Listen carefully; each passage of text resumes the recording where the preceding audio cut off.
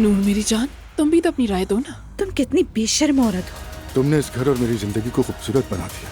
मैं सारा दिन यही सोचती रही कि पता नहीं आपको पसंद आएगा भी या नहीं। जो तुम्हारी पसंद है वही मेरी है। सवेरा, आपने पिछले दिनों मुझे बैरल के बारे में कुछ बताया था। वो आदमी उस घर में नहीं रहता।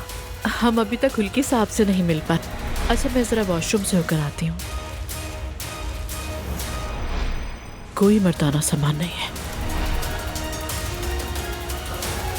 उमर, मैंने उसके बारे में कुछ तहकीक की। वो कहीं पर भी मैनेजर नहीं और कोई काम नहीं करती। लानत हो सब पर।